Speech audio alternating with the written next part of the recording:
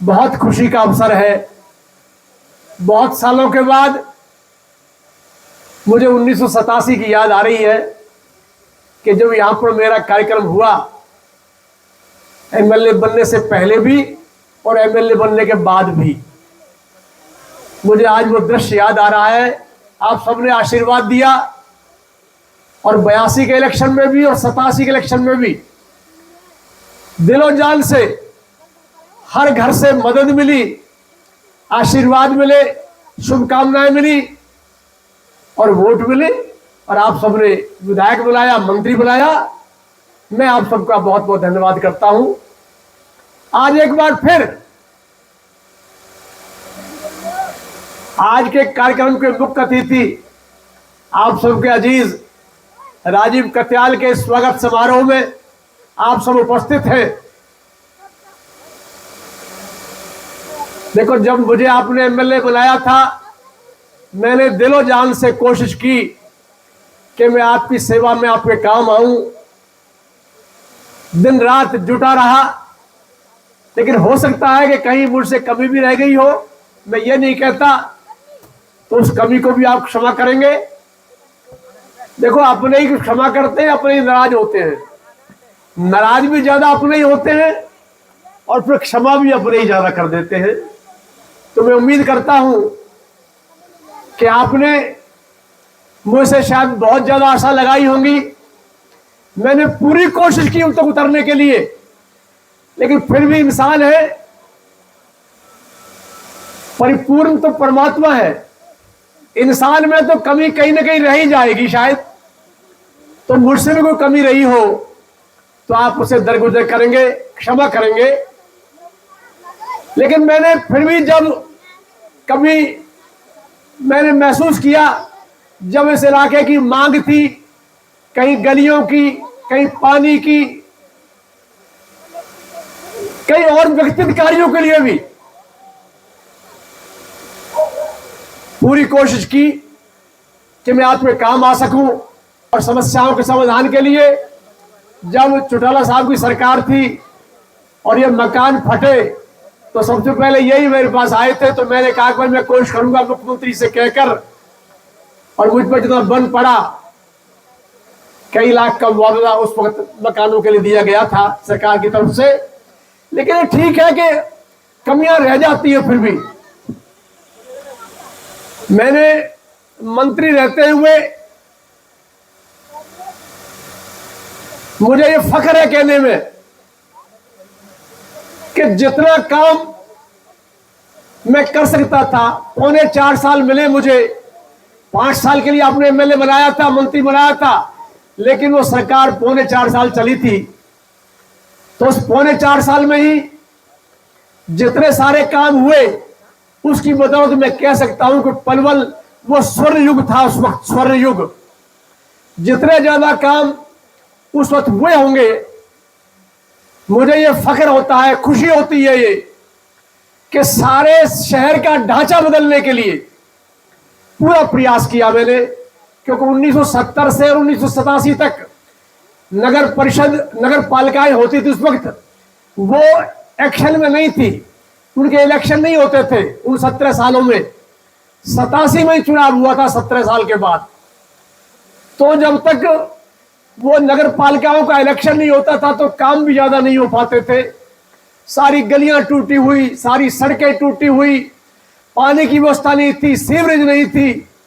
लेकिन मैंने शहर में सीवरेज सबसे पहले 87 में मैंने शुरू करवाई, आप सबके आशीर्वाद से। उस वक्त टूटी पानी का कनेक्शन भी सिफारिश से मिलता था, बिजली का कनेक्शन भी सिफारिश से मिलता था। आज तो बहुत चेंज हो गया, परिवर्तन हो गया समय का। आज अपने आप पानी का कनेक्शन, बिजली कनेक्शन मिलते हैं, लेकिन उस वक्त एमएलए की सिफारिश पे ही मिलते थे। तो पानी की सप्लाई का या बिजली के जो कनेक्शन होते थे, वहां से शुरू होकर गलियां, सड़कें, बिजली के पोल, बिजली के जो तार लगते थे। आपके पास में गुलाब सिंह का लंगला है, यहां रास्ता ही नहीं था, बिजली तो कहीं थी ही नहीं, जोड़ में से रास्ता बनवाया। और सारे उस नगले में बिजली के पोल लगवाए, तार लगवाए। शेखपुरा था, शेखपुरा में एक भी पोल नहीं था उस वक्त। पूरे शेखपुरा में 50 पोल लगे, बिजली के तार लगे। इसी तरह हाउसिंग बोर्ड कॉलोनी बनी। इस तरफ पलवल बढ़ता नहीं था।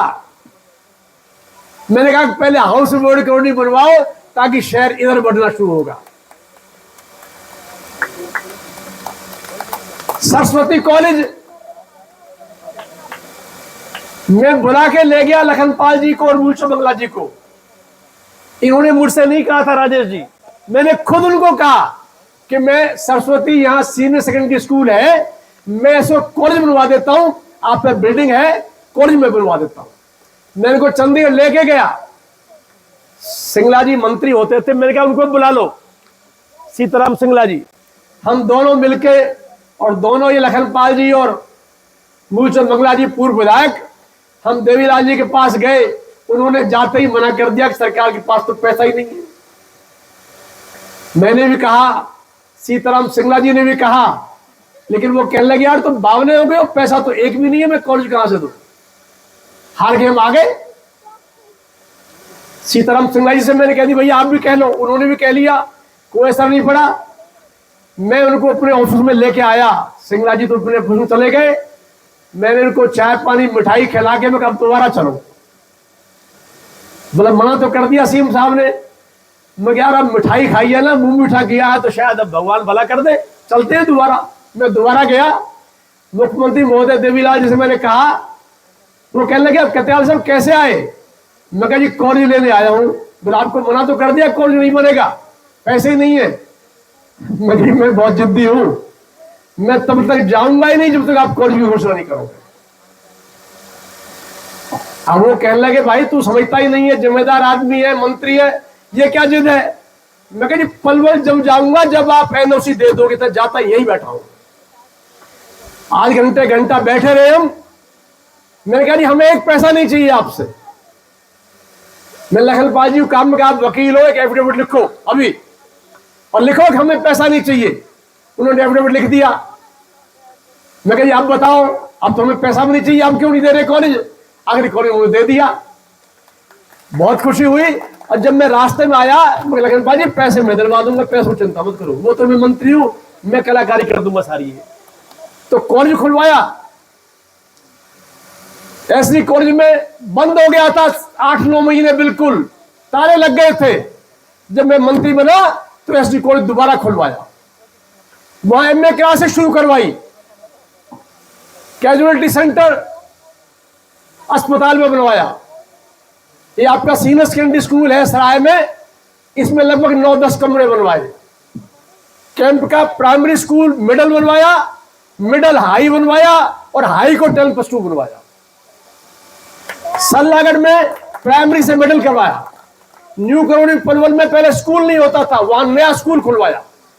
जयदीपुरा में स्कूल की नई बिल्डिंग बनवाई, बना हुआ है यहां पर, आपने देखा होगा। Panchvati road, Nangla Gulab Singh road, Bhavankund road, Malgodam road, railway road, और सारे पलवल शहर के अंदर ये मोती का बाजार जो है, ये पहले पत्थर की सड़क होती थी, पत्थर होते थे, आपको याद होगा, वो सारी सड़क बनवाई। इस तरह कम से कम 18 सड़कें पलवल क्षेत्र में बनवाई नई। पृथ्वी से दतीर, अल्लिका से रजौल का, यादवपुर से महसपुर, एरवा से नंगली, एरवा से भंगूरी, दिघौट से मीत्रौर, सेलोटी से नागल मोहम्मद, जनौली से मांदकौल, बढ़राम से नाई नंगला, जीटी रोड से आलापुर तक, अलीगढ़ रोड से किठवारी तक, अलावलपुर में बढ़राम रोड से गोपखेर रोड तक एक फिरनी थी, वो बनवाई। तो इस तरह 18-20 सड़कें। मुख्यमंत्री जी ने मुझसे एक दिन ये कहा कि सरकार के पास पैसा नहीं है। मैं कहा जी आप आ गए हो, सड़क मैं बनवा लूंगा। मैंने फिर 20 सड़कें बनवाई। आप ये देखो पैसा कहां से आ गया।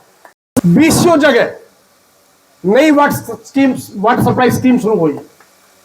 इसी तरह ये कार्ले में सेंट्रल स्कूल, डीएवी स्कूल की बिल्डिंग, डीएवी स्कूल पहले छोटा सा था, वो मेरे पास आए, मैंने प्रशासन अधिकारी को जगह दिलवाओ और नया स्कूल शुरू करवाओ। तो डीएवी स्कूल भी और सेंट्रल स्कूल कार्ले वाला भी, ये भी मेरे समय में सहयोग से शुरू हुआ। रोजगार भी कितने लोगों को, बहनों को, बेटियों को, हमारे पलवल क्षेत्र में तो रोजगार पहले मिलता ही नहीं था, ज्यादा और जिलों में मिलता था, लेकिन मेरे मंत्री बनने के बाद हम जितनी मदद कर पाए, ये रिकॉर्ड है कि जितने एमएलए पलवल में हुए आजादी से लेकर अब तक, जितनी मदद उन्होंने की होगी सबने, उनको जोड़ लिया जाए, और अकेले मेरे ने उन सबसे फालतू सहयोग किया नौकरियां दिलवाने में। ठीक है, फिर भी काम रह जाते हैं, काम कभी पूरे नहीं होंगे, लोग आएंगे जाएंगे, ये जिंदगी के मेले हैं। कोई गाना नहीं आता है जिंदगी के मेले, अफसोस हम ना होंगे। तो इसमें आदमी आते हैं चले जाते हैं, लेकिन काम सदा रहते हैं। आज मैं आपसे कहना चाहता हूं, मैं 75.5 साल उम्र मेरी हो गई इस वक्त, लेकिन आज भी मैं पूरी तरह एक्टिव हूं। दिन रात, एक एक दिन में 20-20 शादियों में चला जाता हूं, 20-20 जगह डेथ होती है, वहां आता हूं। कहीं पता लगे, अगर मुझे पता लग जाएगा तो मैं जरूर पहुंचूंगा, ये हुल मैं पहुंचूंगा। 99%, 1% में कई दिन बाहर चला जाऊं तो मैं कह नहीं सकता, मैं हर जगह पहुंचता हूं। आपका बेटा राजीव कत्याल है, ये 16 साल का था 1996 में, तब से एक्टिव हो गया। 96 जो मेरा इलेक्शन था, उससे इसने काम करना शुरू किया, लेकिन पीछे रहता था। ये इसके हमारे संस्कार है, इसने कभी ये नहीं सोचा कि मैं आगे बढ़ूं। इसको लोग कहते थे, मैं भी कहा करता था कि बेटे तू आगे बढ़ चल, तो पापा जब तक आप एक्टिव पूरी तरह हो तो ये अच्छा लगता कि मैं भी आगे चलूं। 1996 से लेकर और आज 2019 तक ये पीछे तक रहा। हर इलेक्शन में पूरा काम करता, पूरी मेहनत करता, लेकिन ये शो नहीं करता था कि मैं आगे आगे जाऊं। लोगों ने जिद की बहुत ज्यादा, साथियों ने, मिलने वालों ने, मैंने भी कहा। तो पिछले 4 साल से इसने हल्ला बोल काम शुरू कर दिया है, लोगों की सेवा करने का, लोगों के दुख सुख में जाने का। मैं तो इसे आपकी गोदी में डालता हूं कि भाई आपका ये भाई है, बच्चा है, अब आपने संभालना है।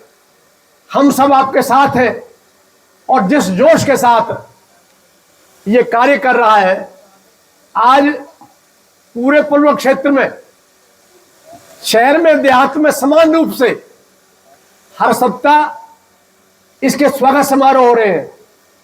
अभी पीछे भाटिया कॉलोनी में स्वागत हुआ 2 बार। चांट गांव में 500 आदमी थे, राजीव को बुलाया उन्होंने। अमरौली में 150 हमारी महिलाएं बहनें थी, 201 आदमी थे, 350 आदमी थे अमरौली में।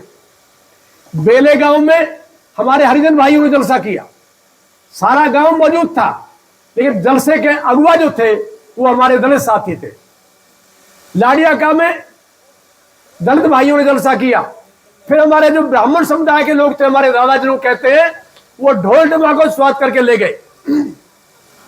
उन्होंने स्वागत गांव में अलग से किया।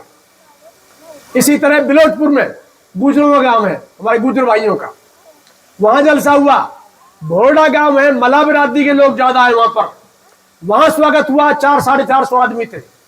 बागपुर में स्वागत हुआ, यादवपुर में स्वागत हुआ। इस तरह हर गांव में प्रोग्राम हो रहे हैं, और उसकी बदौलत अब ये जिले का उपाध्यक्ष भी है। पार्टी ने इसको उपाध्यक्ष बनाया लगभग 3 साल पहले। तो उसकी बदौलत आज सारे क्षेत्र में एक लहर चल गई है। जो सर्वे हो रहा है, सर्वे में नंबर 1 पे नाम जा रहा है, मैं आपको बताना चाहता हूं।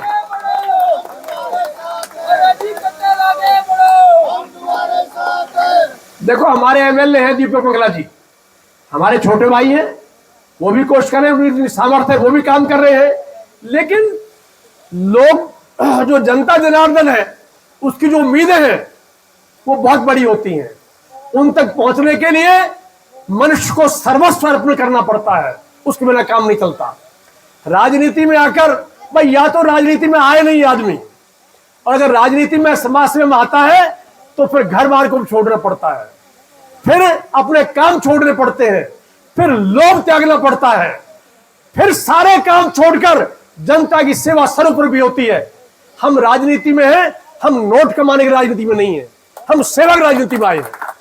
तो ये हमारे घर के संस्कार है।